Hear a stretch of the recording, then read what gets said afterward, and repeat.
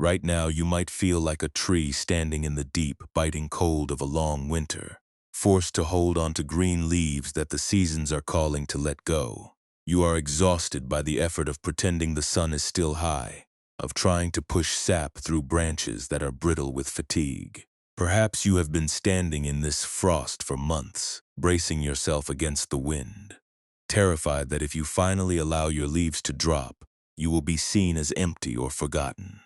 The ground beneath you feels hard and unresponsive, and the silence of the orchard is not bringing you comfort, but only highlighting how much you feel you are failing to produce. You have been told that a healthy life is a constant harvest, and anything less than a heavy crop is a sign that you have done something wrong. The air in this room is still, and you can sense the cool, dark space surrounding you. Your body is heavy, pressing into the soft surface beneath you, but your mind is still pacing the rows of your own life, checking the branches for fruit that isn't ready.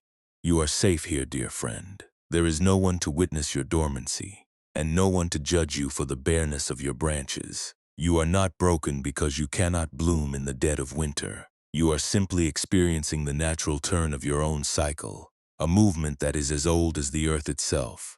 Tonight, we will not try to force a harvest from a tree that needs rest. We will simply learn how to lean into the stillness and trust that the roots grow deepest when the eyes of the world are looking elsewhere. It is a strange paradox, but the very thing you are fighting, this feeling of being dormant, of having nothing left to give, is the doorway to the deepest wisdom your heart can hold. We often imagine that peace is something we must build or accomplish, like a structure we construct with our own hands. But what if peace is actually the state that remains when you finally stop trying to manufacture it? When you demand that your life stay in a state of eternal summer, you are fighting against the fundamental intelligence of your own existence. You are trying to control the weather by shouting at the clouds. Think of it this way. The tree does not panic when the light begins to wane. It does not berate itself for losing its color. It does not see the dropping of its leaves as a moral failing or a sign of worthlessness.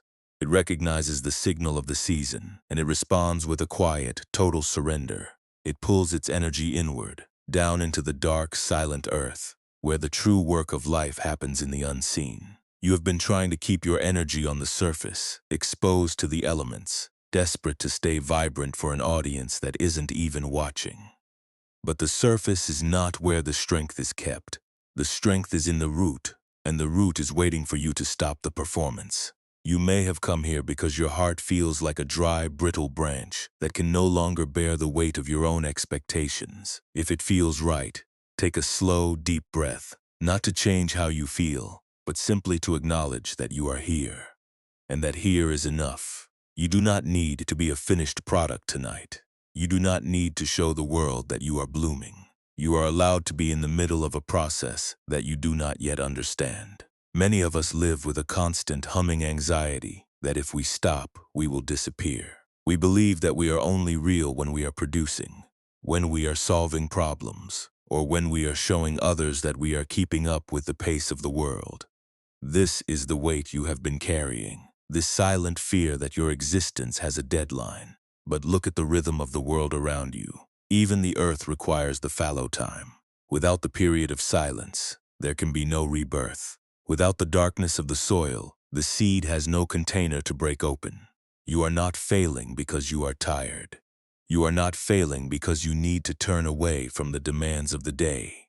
You are participating in a rhythm that you have spent your life trying to ignore, because the world told you that to stop moving was to stop living. But the orchard knows better. The orchard understands that the quiet is not the end of the tree. It is the preparation for the next beginning. Tonight, we are going to explore this truth together. We are going to look at the stories we tell ourselves about why we are not allowed to rest.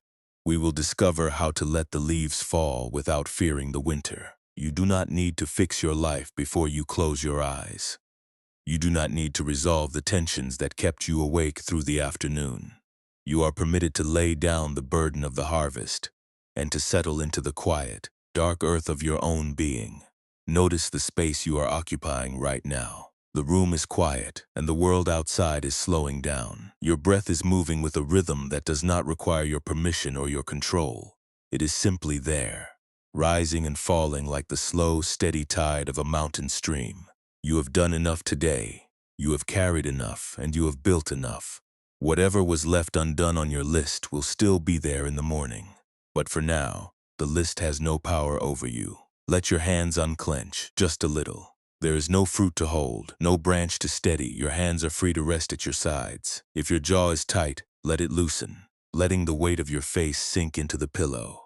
Everything you have been pushing to keep in place can be released now. The trees do not hold the winter at bay. They accept the frost.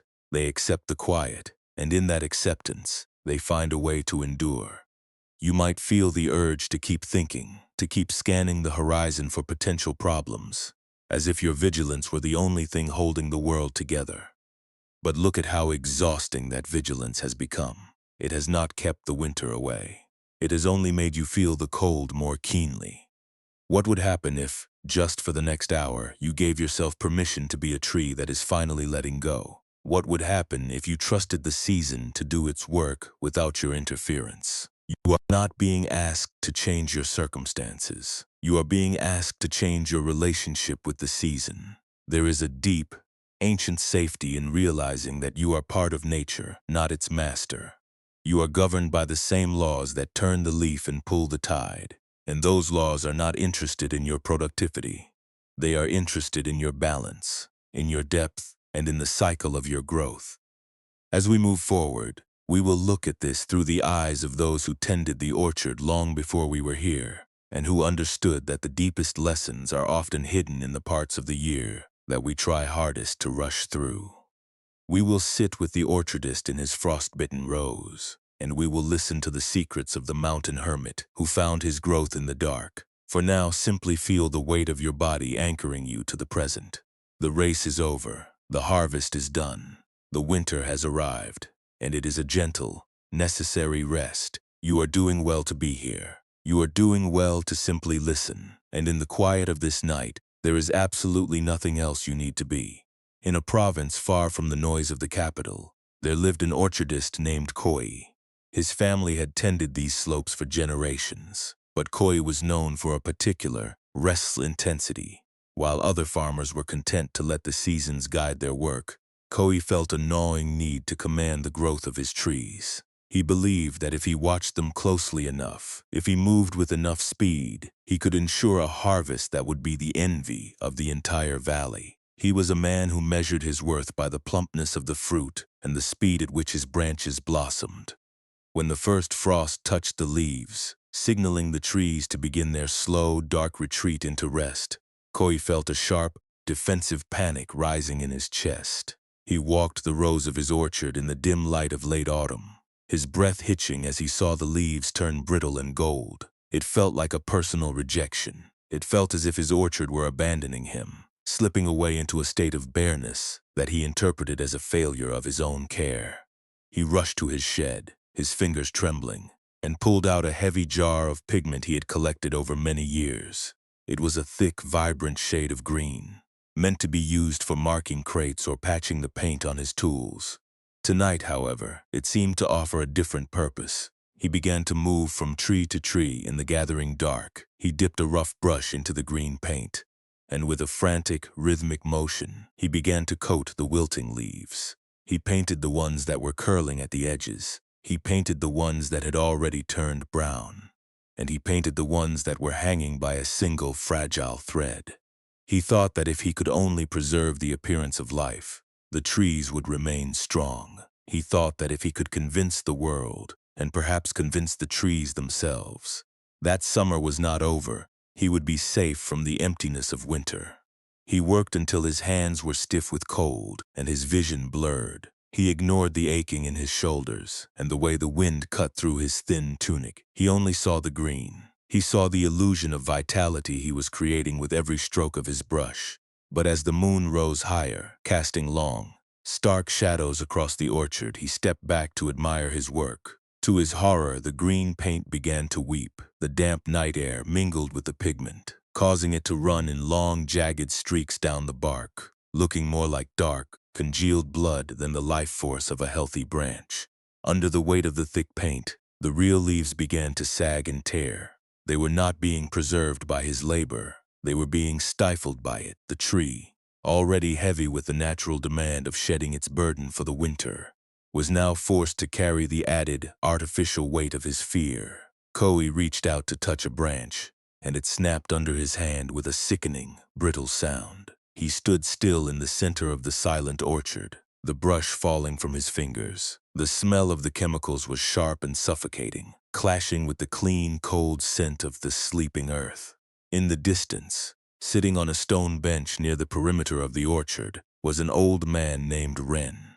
Ren was a retired temple gardener who had spent his final years watching the mountain winds blow through the trees. He had been watching Koei for hours, his face obscured by the shadow of his wide hat. He did not call out. He did not mock the desperate, messy labor he had witnessed. He simply stood and walked toward Koei, his wooden sandals clicking softly against the hardened earth. Ren stopped a few paces away. He did not look at the ruined leaves or the stained bark. He reached into the wide sleeve of his robe and pulled out a small, unglazed ceramic bowl. It was empty, save for a few dried needles from a pine tree. He held it out toward Koei, but he did not speak.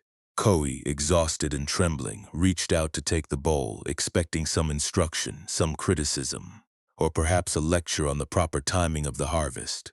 Ren simply nodded toward the weeping trees, and then back at the bowl he tilted his own head, a silent invitation to observe. Koei looked down at the empty vessel in his hands. He noticed how the clay was cool and porous, designed to breathe, designed to hold only what was placed within it, and then to let go. He realized with a sudden quiet sinking in his stomach that the bowl was not meant to hold the paint. The bowl was meant to be a reminder of the space that the orchard was trying to claim. Ren finally spoke, his voice low and raspy like the rustle of dead leaves. He asked Koei a single question, one that did not seem to relate to the orchard at all.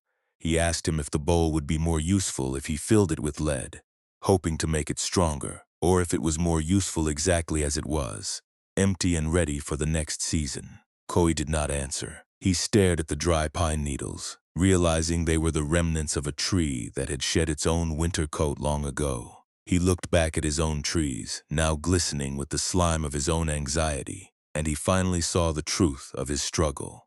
He had not been tending an orchard. He had been trying to prevent the world from changing. He had been using his own energy to mask the natural transition of his life, and in doing so, he had become the very thing that was choking the growth he claimed to love. He saw that the orchard was not failing because the leaves were dying. The orchard was succeeding because it was preparing to return to the earth, to gather its strength in the deep, dark roots where no paint could reach. The recognition was not explosive. It was a slow, quiet settling, like the first snow of the year touching a warm stone and instantly disappearing. Koei let the ceramic bowl slip from his hand. It did not shatter. It hit the soft, needle-covered ground with a dull thud, safe and intact. He did not feel a sudden rush of relief. Instead, he felt a profound, heavy fatigue. It was the fatigue of a man who had been running a race that didn't exist, and he realized for the first time that he did not have to win. He did not have to prove anything to the mountain, or the sky, or the trees that were currently waiting for him to step aside. Ren stood beside him in the silence. For a long time, the wind began to pick up, a low whistle through the branches, shaking loose a few more leaves. They drifted down around them, naturally, effortlessly, without needing any pigment to justify their return to the soil. Koei watched them fall, and for the first time in his life, he did not reach out to catch them. He did not try to fix them. He did not try to make them green again. He simply stood there, an orchardist with empty hands, watching the season do its work. The lesson was not in the words Ren had spoken. The lesson was in the empty bowl that now lay in the dirt, discarded and no longer required to hold anything at all. Koei realized that his life was like the orchard. He had been painting his own grief, his own fear of the winter, his own desire to remain in a state of eternal bloom, and he had been suffocating himself in the process. He had mistaken his resistance for his identity. He had mistaken his effort for his value. But as the darkness deepened, the cold seemed less like an enemy and more like a companion. It was the cold that allowed the trees to rest. It was the cold that ensured the spring would eventually come. He looked at his paint-stained hands, and he felt a strange, quiet gratitude that the brush was gone. He was no longer the keeper of the harvest.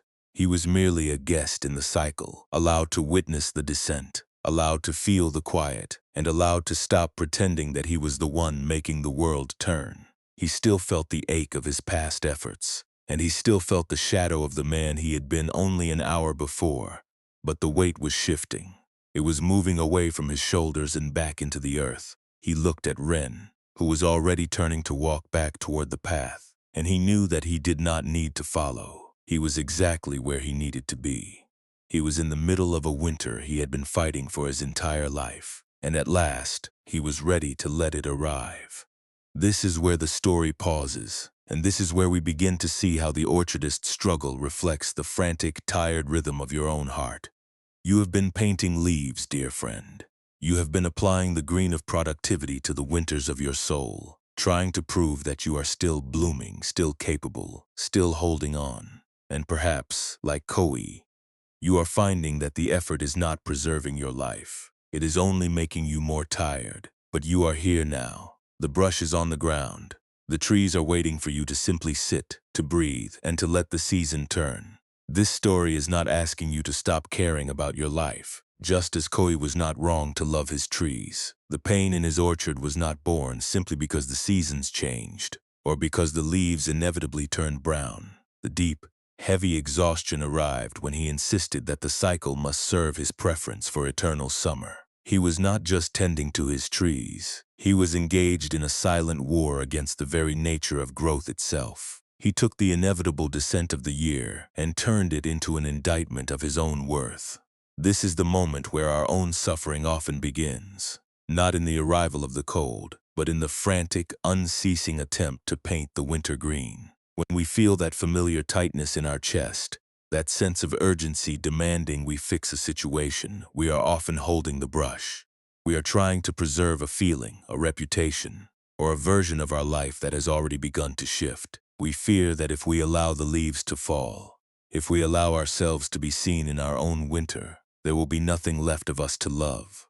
We believe that we must keep the appearance of a harvest all year round, or else we have failed as the gardeners of our own existence. But look at what happens when you let the paint dry and settle. The color does not bring back the life of the branch. It only obscures the reality of where you stand. The Buddha often spoke of the two arrows. The first arrow is the life event itself, the change in your circumstances, the loss of a hope, or the inevitable shift in energy that comes with your personal seasons. This is the part of life that we cannot always choose. The first arrow is the frost, the shedding, the cooling of the earth. But then comes the second arrow, which we fire into ourselves. The second arrow is the judgment that says we should not be feeling this way.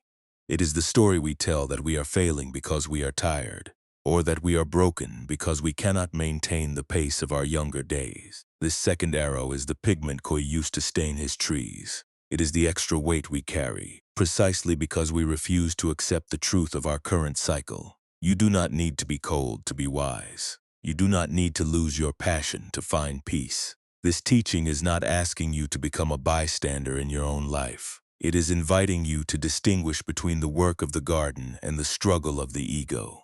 When you tend your orchard, you are doing your best to nourish what is there. You are watering, you are weeding, and you are protecting the roots. But when you try to force the tree to fruit against the wisdom of the frost, you are no longer gardening. You are merely wrestling with a ghost. The wisdom here is about the difference between acting from presence and acting from resistance. When you act from presence, you see the frost and you say, "It is time for the trees to sleep." You adjust your work to fit the season. You provide shelter, you clear the deadwood, and you prepare for the long, quiet stretch of dormancy. But when you act from resistance, you see the frost and you say, "This should not be happening." You look for the brush, you look for the green paint, and you exhaust yourself trying to convince the world that you are still in harvest. The suffering is not in the frost. It is in the denial of the frost. We live in a culture that rewards the perpetual harvest. We are surrounded by voices telling us that if we are not producing, we are stagnating. But look at the deepest parts of your own heart. Is it true that you are only valuable when you are fruitful? Is it true that your worth disappears the moment your branches go bare? Consider that the most important growth is the kind that happens when you are not producing a single thing for anyone else to see. It is the quiet expansion of the roots into the dark, hidden soil. It is the slow, deliberate work of becoming stronger in the places where no one can watch you fail. This is what it means to let go.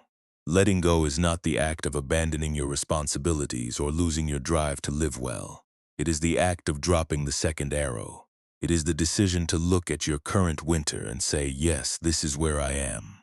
I do not need to be somewhere else. I do not need to be someone else. I can be the orchardist who knows that the tree has its own intelligence, an intelligence that does not require my desperate paint to remain alive.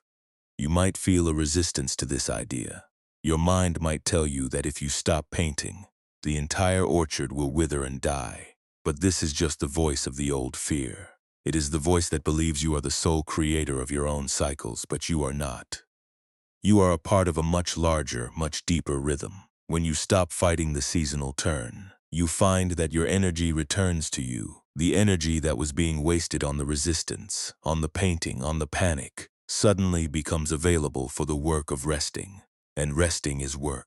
It is the hardest work you will ever do. It is the work of staying present when the world wants you to hide your fatigue. It is the work of allowing yourself to be seen as you are, without the artificial color of your productivity covering your natural state. When you finally allow the leaves to fall, you are not disappearing. You are showing your true bare structure to the sky. You are learning to trust that your roots will hold you, even when there is no fruit to show for your efforts. This is the deeper teaching of the bowl. The bowl was not meant to be filled with the weight of the paint. It was meant to be a hollow space, an invitation to receive the truth of the moment. You are that bowl. You have been trying to fill yourself with the expectations of the harvest so that you would feel solid, so that you would feel finished. But the most sacred part of you is the part that is still empty, still open, and still waiting to be filled by the actual cycle of your life. As you sit here in the quiet of this room, you can begin to see how this applies to the restless thoughts that have been following you into your bed. You do not need to solve the problems of tomorrow to be safe tonight. You do not need to paint your fatigue with a mask of strength. You can simply notice that you are tired, and you can allow that tiredness to be exactly what it is. You can allow it to be a part of your winter. The fear of being empty is the fear of being human. But there is a secret hidden in that emptiness. It is the secret that Koi finally felt when he put the brush down. When you stop trying to be everything for everyone, you discover that you are already enough. You are the tree, you are the frost, and you are the earth. You are the one who is holding it all, and you are the one who is finally learning how to let it go. There is a natural process unfolding in you right now, a process that doesn't need your advice or your correction. It is the process of your own breath, the process of your heart beating, and the process of your mind slowing down into the rhythm of the night.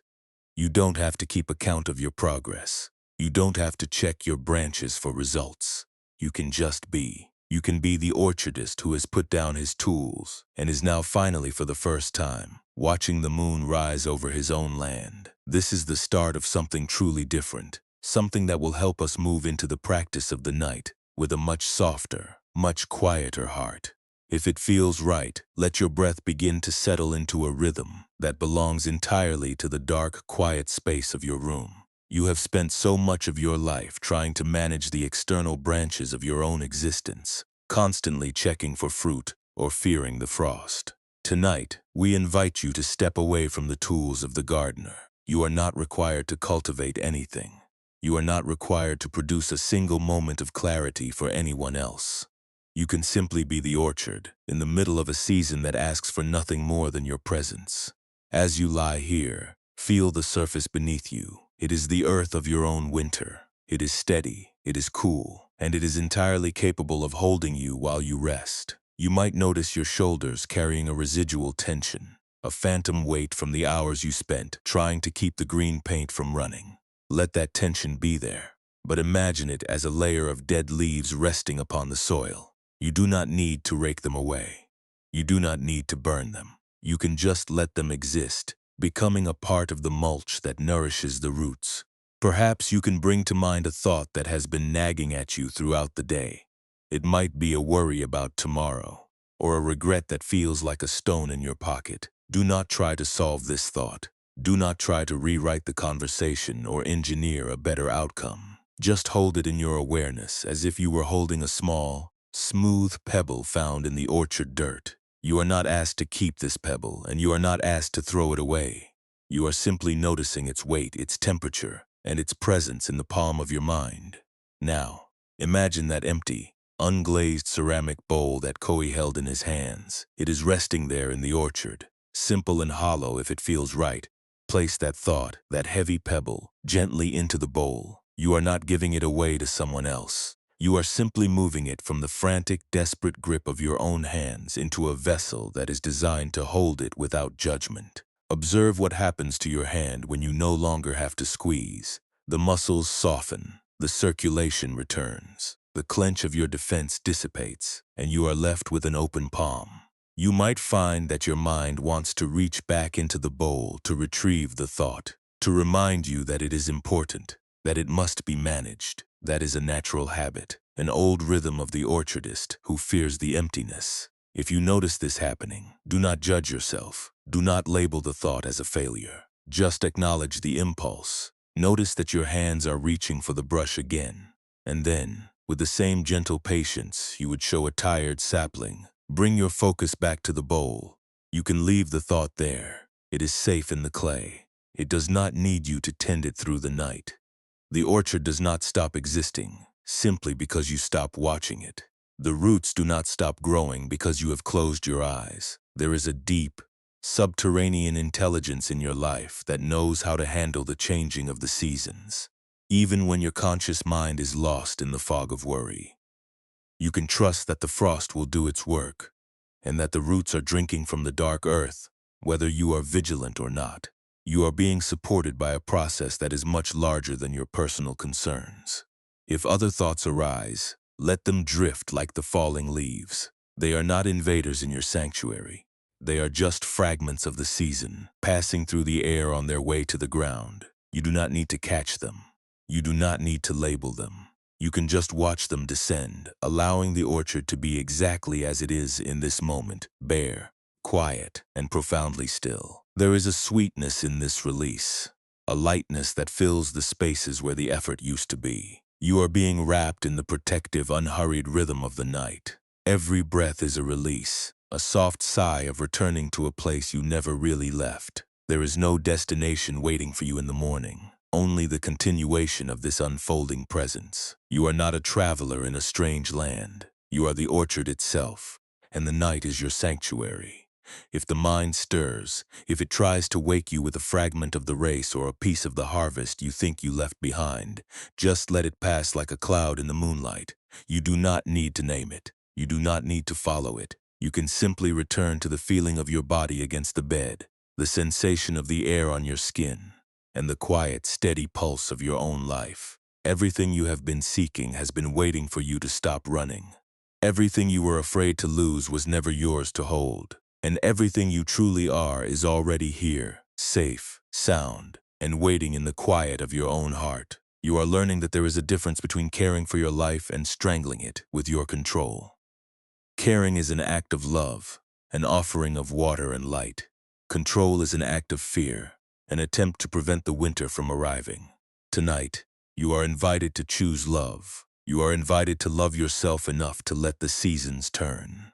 You are invited to be the orchardist who finally understands that his presence is not required for the sun to rise, or for the spring to find its way back to the slopes. Notice the quality of your stillness. It is not the frozen rigidity of the gardener who fears change. It is the fluid, receptive stillness of the tree that has surrendered its canopy to the wind. You are becoming soft. You are becoming spacious. You are becoming the very silence that holds the possibility of the next growth. There is no urgency here. There is only the long, slow exhale of the world.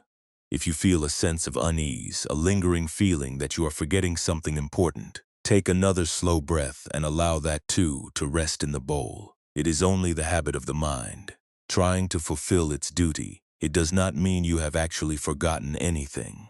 It only means you are learning a new way to be. You are learning that your value is not tied to your production, and your identity is not tied to your labor. You are a living, breathing part of the cycle, and you are doing exactly what you need to be doing.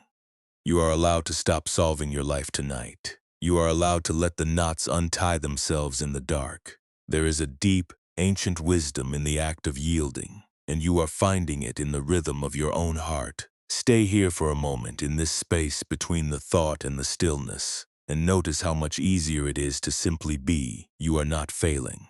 You are simply resting in the truth of your own season. And the truth is, you are enough just as you are, in the quiet, in the cold, and in the dark. Years later, a different student named Hannah came to the same mountain, driven by a different kind of winter. Hannah was not an orchardist, but a weaver who had lost the ability to find rhythm in her work. She lived in a high, narrow hut where the wind howled like a hungry animal, and she had spent her life trying to weave a blanket that would never let the cold in. She believed that if she could make the fabric dense enough, thick enough, and perfectly symmetrical, she would finally be secure. But the more she wove, the more she frayed. She became obsessed with the tension of the threads, pulling them until they snapped, then agonizing over the knots. She felt she was responsible for every temperature drop in the valley, and she punished her own hands whenever the frost crept through her walls. She sought out the subterranean hermit who lived in the cave beneath the ridge, the same one who had watched Koi years before. Hannah found him sitting in total darkness, his eyes closed, his breathing so slow it was nearly imperceptible. She did not bring him a gift of food or cloth. She brought only the tangled, unfinished mess of her latest weaving, a dark heap of wool that smelled of dampness and despair. She dropped the heavy bundle at his feet, and her voice cracked with the weight of her demand. She asked him how to stop the cold from ruining her life, and how to weave a barrier so strong that the seasons would never again be able to touch her peace. The hermit did not open his eyes. He reached out with a gnarled hand, felt the texture of the tangled wool, and then pushed the entire bundle back toward her. He stood up, his movements stiff and deliberate, and walked toward the back of the cave. He motioned for Hannah to follow. They walked deeper into the mountain, where the air was thick with the scent of damp stone and ancient quiet earth. They came to a narrow crevice in the wall, where a tiny hidden vein of water trickled from an underground spring. The water was clear and cold, carving a path through the limestone over centuries. The hermit pointed to the water vein. He picked up a small, jagged stone from the floor and placed it directly in the path of the trickle. The water did not stop. It did not struggle. It did not try to weave a wall or paint a barrier. It simply touched the stone, curled around its edges, and continued on its way undisturbed by the obstacle. The hermit looked at Hannah, then at the stone, and then at the mess of wool she had brought into the cave. He knelt and began to pull apart her knots, not with the intention of fixing them, but with the intention of letting the wool become loose. Hannah watched him, her breath hitching in her throat. She felt an urgent need to help, to show him how the threads were supposed to lay, to explain why the tension had to be maintained for the pattern to hold. But the hermit ignored her agitation. He worked with a strange, fluid grace, unraveling the dense, choked fabric until it was nothing more than a pile of soft, unformed yarn. He then took one end of the yarn and led it to the trickling water. He dampened the fibers slightly, making them pliable, and handed the loose pile back to Hannah. He told her that the cold was not something she needed to weave out of her life. He told her that her effort was not a barrier against the winter, but a wall she had built to keep herself from participating in the flow of her own existence. He asked her to hold the yarn, not as a weaver, but as a person holding a cloud. He told her that if she pulled the threads to make them firm, they would eventually break. But if she allowed them to stay loose, to respond to the wind and the warmth as they truly were, the yarn would hold its own integrity without her constant interference. Hannah sat on the cold floor of the cave. She looked at the yarn in her lap. For the first time, she did not see a failure of a blanket. She saw a collection of fibers that were simply existing, waiting for nothing. She felt a sudden, sharp ache in her chest, the recognition of how much energy she had wasted, trying to be the master of the thread. She reached out and touched the trickling water. feeling its persistent, unhurried cold. It did not feel like a threat anymore. It felt like a part of the mountain, a part of the rhythm that she had been fighting to control. She did not weave a blanket that night. She did not repair the knots. She sat in the darkness, feeling the weight of the wool in her hands, and she felt herself beginning to unravel, just like the yarn. The tension in her shoulders, the hardness in her jaw, the defensive posture she had held against the winter, it all began to loosen. She wasn't becoming a master weaver who had finally succeeded. She was becoming a person who had finally realized she could stop weaving altogether.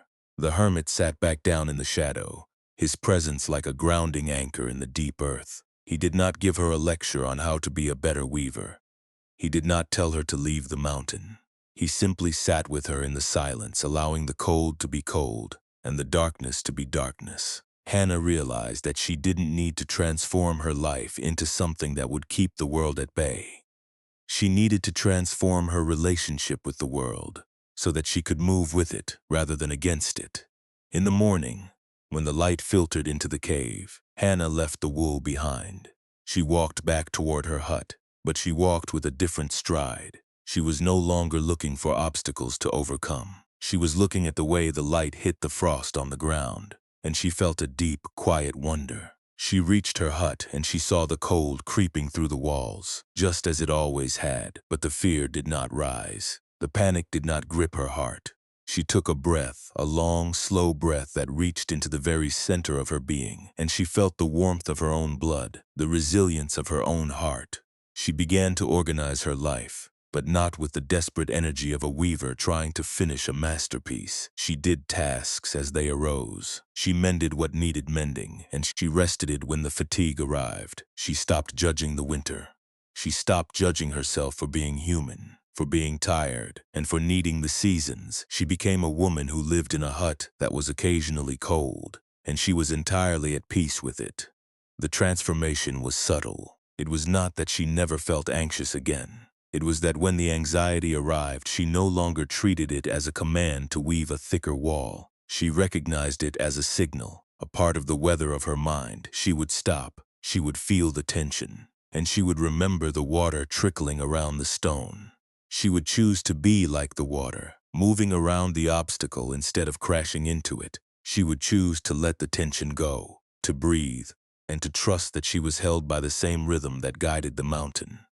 Her work became different, too. Her weaving was no longer a frantic act of survival. It became a slow, patient unfolding.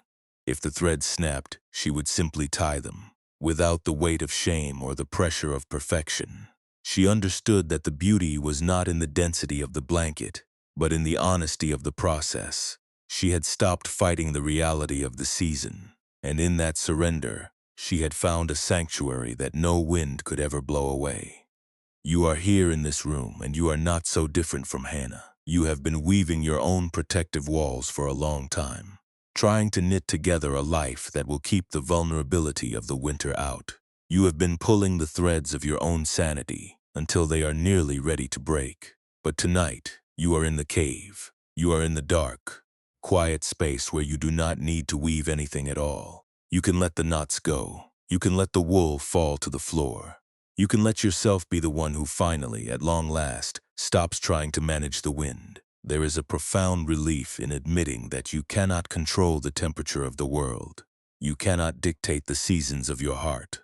You cannot weave a life that is immune to the frost. But you can be the water. You can be the presence that moves around the obstacles, that accepts the terrain, and that continues to flow, regardless of what lies in the path. You are doing a deep and sacred work tonight. You are practicing the art of yielding, and every time you choose to let go of the tension in your body, every time you choose to breathe into the stillness, you are becoming a little more like the water, a little more like the mountain, and a little more like the peace you have been seeking in all the wrong places. The hermit is still here, not in the room, but in the silence that holds you. The mountain is still here, not as a place you must climb, but as the ground beneath your back. You are not meant to be a perfect weaver. You are meant to be a living, breathing participant in the dance of the seasons. And you are doing well, dear friend. You are doing exactly what you need to do by doing nothing at all. You are letting the wool fall. You are letting the winter in. And you are finally beginning to rest. You have been carrying the weight of the orchard, as if the survival of the trees depended entirely on the strength of your own worry. When the mind tries to fix everything, it often creates a frantic, internal climate that feels like a storm inside a small, sealed room. We mistake this intensity for necessity. We believe that if we stop replaying the past, or if we stop rehearsing the worst outcomes of the future, we are somehow failing to be responsible guardians of our own lives.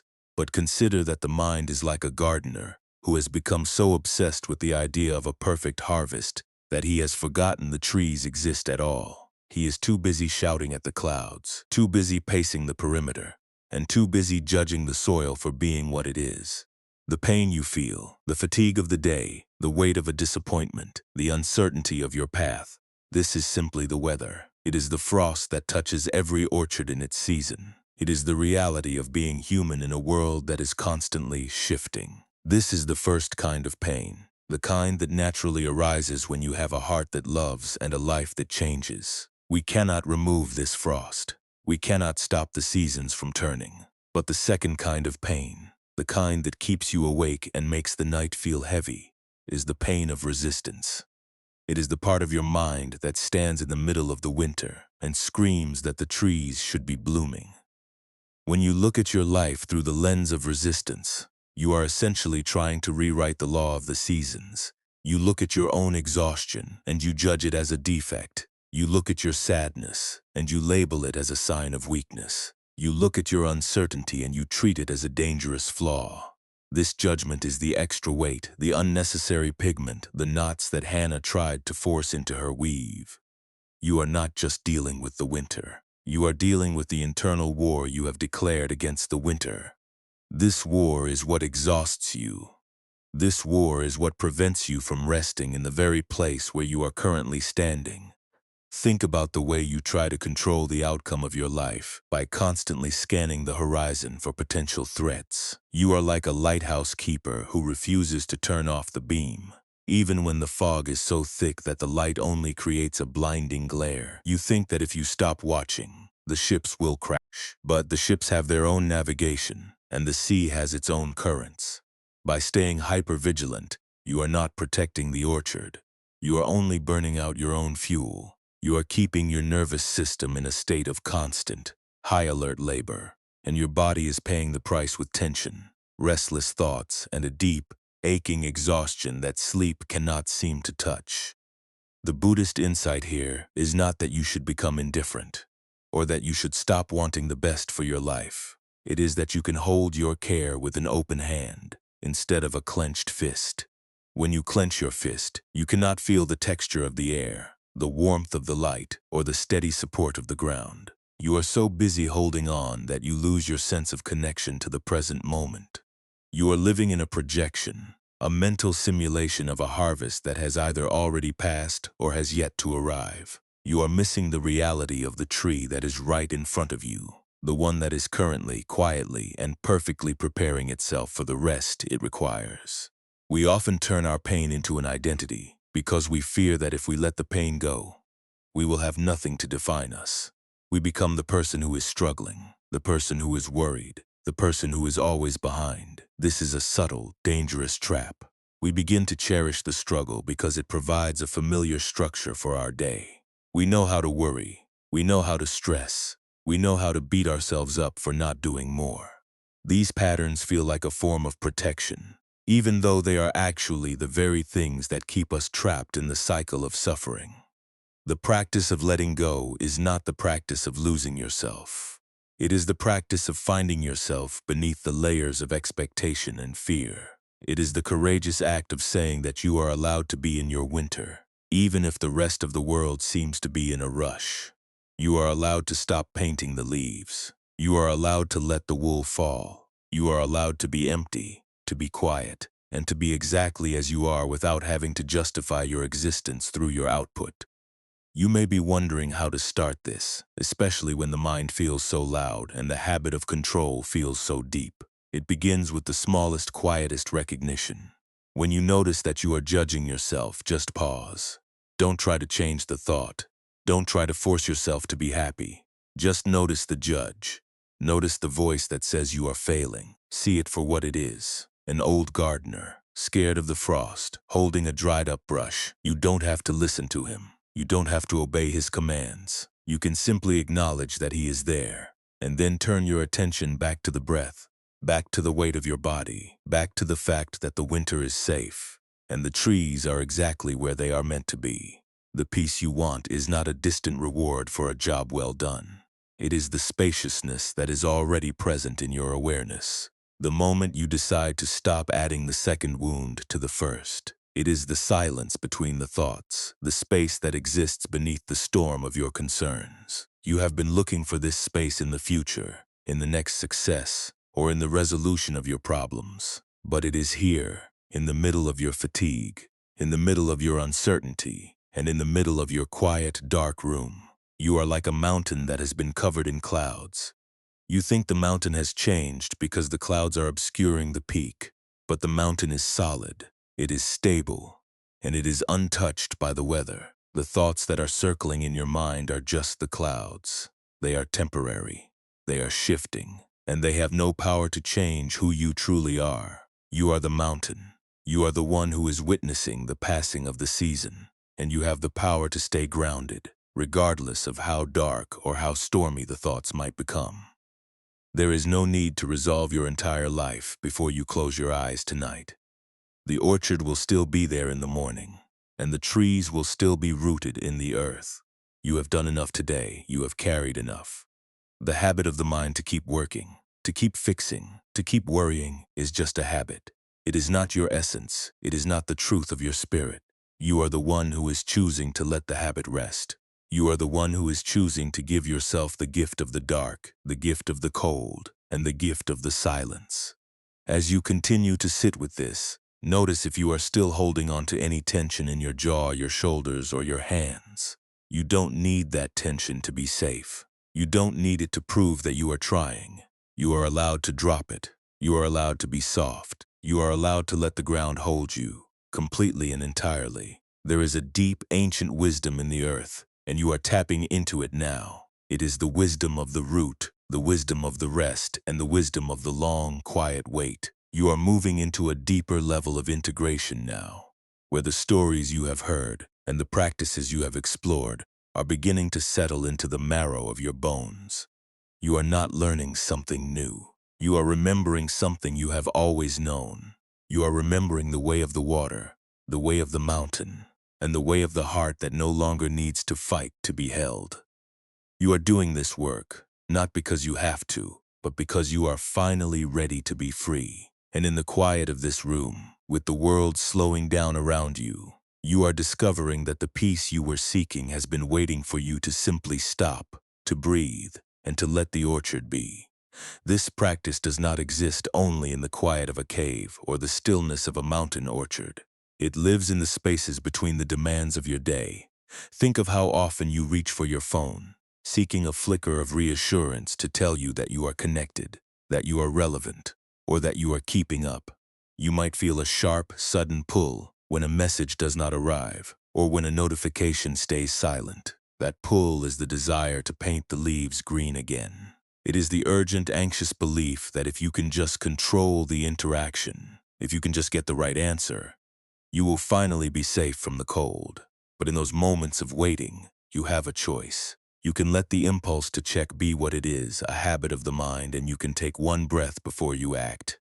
You can choose to be the orchardist who notices the urge, smiles at its desperation, and lets the brush lie untouched in the dirt.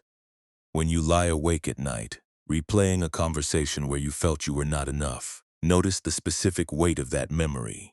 It feels like a stone in your hand, doesn't it? You turn it over and over, hoping to find a different shape, hoping to smooth out the edges of the mistake. You think that if you focus on it long enough, you can fix the past. But the past is a branch that has already dropped its fruit. You cannot make it yield again. By gripping the stone, you are only preventing your hand from resting. You are only keeping your mind trapped in a winter that is already past. The next time you find yourself turning that stone, try placing it in the bowl of your awareness. You don't have to erase the memory. but you can stop using it to build a wall against the peace of the current hour. Perhaps you compare your life to the vibrant, busy orchards of others. You see someone who seems to be in a state of eternal, glowing harvest, and you feel a hollow sense of inadequacy. You tell yourself that you are behind, that you are stagnant, or that your branches have withered permanently. This judgment is the second arrow, the one that causes the real lasting suffering. Why do you insist that your winter must look like someone else's spring? Your orchard has its own climate, its own wisdom, and its own timing. Being behind is an illusion created by a mind that has forgotten how to be patient with the soil. You do not need to earn your right to exist by showing the world a constant, bountiful load of fruit. The tree is worthy even when it is bare. You are worthy even when you are tired. Consider the way you pretend to be okay when you are actually feeling brittle and frayed. You wear a smile like a thin coat that doesn't quite keep the wind out, and you fear that if you ever let it drop, someone will see the emptiness and turn away. But who are you protecting with that performance? The people who love you would prefer to see the truth of your exhaustion than the false brightness of your endurance. You are allowed to be tired. You are allowed to admit that the season is hard. When you stop hiding your winter, you invite others to be honest about their own. And in that honesty, you find a connection that is far more real and resilient than any you could build by pretending. There are moments when you feel the heavy pull of guilt for simply wanting to stop. You sit down to rest, and your mind immediately begins to recite a list of tasks you should be doing, or ways you should be improving yourself. This voice of guilt is the ghost of the orchardist who still holds the paintbrush. It tells you that you are wasting time, that you are failing, and that you must get back to the harvest. But the earth does not feel guilty for the winter. The mountains do not apologize for the quiet. Rest is not a reward you have to earn after the work is done. It is a necessity for the growth that happens in the dark. If you feel that guilt rising, simply observe it, call it by its name. See it as an old, tired reflex that no longer needs to dictate your actions. You are not failing by choosing to sit with your breath. You are succeeding in the most important work of all, the work of returning to yourself. Sometimes you try to control a relationship because you fear the inevitable changes that time brings. You pull at the threads of your connection with others, trying to weave them into a pattern that will never shift. But love is not something you can pin down. It is a living, breathing, moving presence that respects the freedom of the other person. When you grip your relationships with the intensity of fear, you turn the connection into a cage. Caring without gripping means loving the other person, without needing them to be the anchor for your own peace.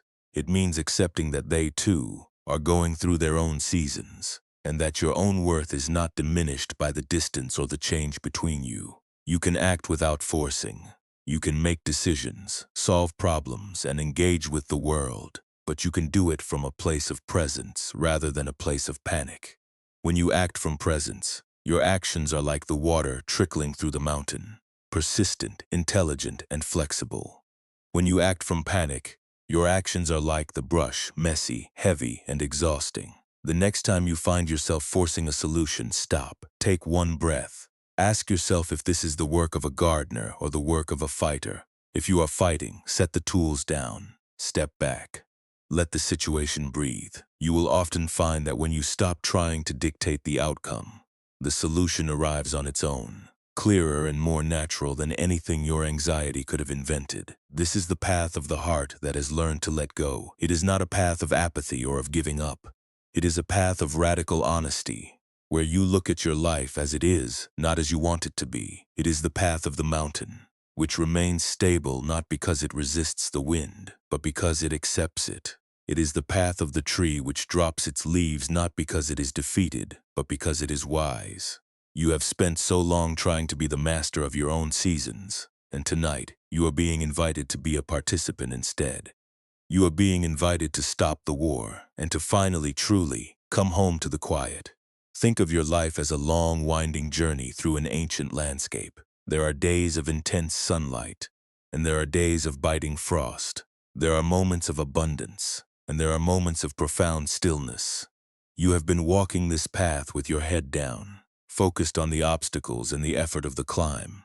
But you can lift your head now. You can look at the vista, the vast, open space that surrounds you. You are not alone in this landscape. You are part of it. The wind that cools the air is the same wind that moves through your lungs. The dark that allows the earth to sleep is the same dark that allows your mind to settle. You are not separate from the world you are trying to manage. You are one with it, and in that realization, the need to control begins to dissolve. Every time you choose to pause, to breathe, and to let go of the judgment, you are building a new foundation for your peace. You are proving to yourself that you do not need to be perfect to be worthy. You are proving that you do not need to be in a constant state of harvest to be enough. You are learning that the most profound and lasting growth is the kind that happens in the silence, in the dark, and in the moments when you are simply willing to be with yourself exactly as you are. This is the wisdom you have been seeking, and it has been waiting for you in the very place where you thought you were failing. You have reached the center of the orchard, the place where the paint is gone, the wool is unraveled, and the spirit is finally, deeply, and beautifully ready for the rest that the night provides. The orchard is quiet now. The shadows have stretched across the rows of sleeping trees, and the air holds the cool, honest stillness of a late autumn night. You can feel the weight of your own body against the bed, a heaviness that is not a burden, but a surrender. It is the same heaviness the trees feel as they draw their life down, away from the branches and deep into the warm, dark soil. You are letting go of the phantom tools you were carrying. The paintbrush is gone. The heavy, unglazed bowl is resting on the earth. You are no longer required to show anyone a harvest. Your breath is becoming as natural as the wind moving through the orchard at midnight. It comes and goes without your permission, without your effort, and without your need to manage its pace. Each inhale is a gentle invitation to receive the quiet. Each exhale is a slow, rhythmic release of the day's residual tension. Feel how your feet have let go of their readiness to run. Feel how your hands have opened, palms facing upward or resting softly, unclenched and completely at ease. The struggle to hold the season at bay has finally dissolved into the darkness. There is no longer a gap between who you are and where you find yourself. You are not a traveler passing through a landscape you must change. You are the landscape. You are the patient, waiting earth. And you are the trees that have learned to trust the cold. The restlessness that kept your mind circling the perimeter of your own life is fading. It is being replaced by a sense of belonging, a quiet recognition that you are allowed to be bare. You are allowed to be dormant, and you are allowed to be enough without producing a single thing. Imagine the moonlight filtering through the empty branches of your orchard. It does not demand that the leaves return. It does not ask for blossoms. It simply illuminates the truth of the structure beneath. You are that structure. You are the quiet, sturdy bones of your own experience. The worries that felt so sharp and urgent only an hour ago are now just fragments of memory, drifting like leaves in the dark. They are landing gently, one by one, on the ground of your awareness, and they are staying there. You do not have to rake them away. You do not have to burn them to make space for tomorrow. They are becoming the deep, rich foundation from which your next season will eventually rise. The silence in the room is not an absence of sound. It is a presence. It is the sound of the orchard dreaming. It is the sound of your own heart finding its true, steady rhythm. You have spent your energy trying to paint the world green, but now you see that the color was only hiding the life that was already there.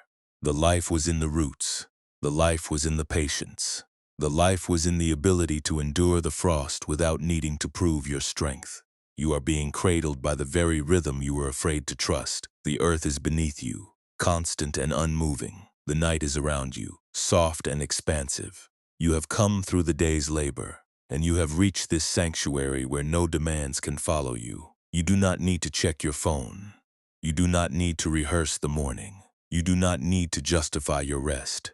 You are a guest in the cycle of the season, and the cycle has made a perfect hollow space for you to inhabit. If a thought should rise, let it drift through your mind like a pale cloud across the moon.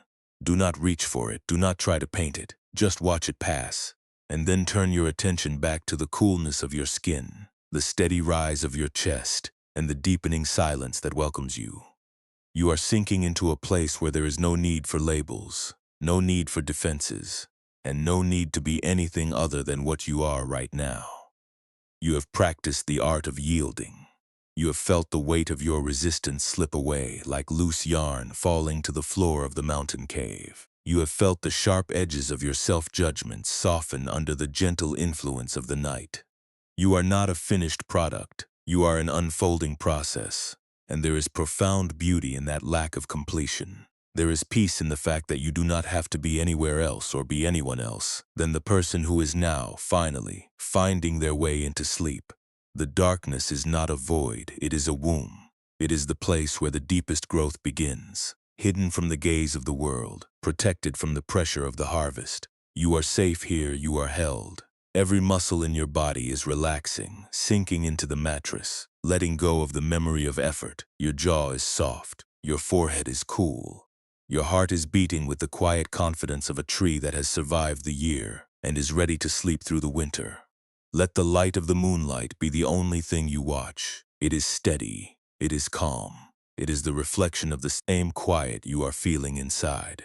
Everything you tried to solve has been placed in the bowl of your understanding, and you are choosing to leave it there until the sun rises. When the light returns, you will be different, not because you have fixed yourself, but because you have finally stopped fighting your own season.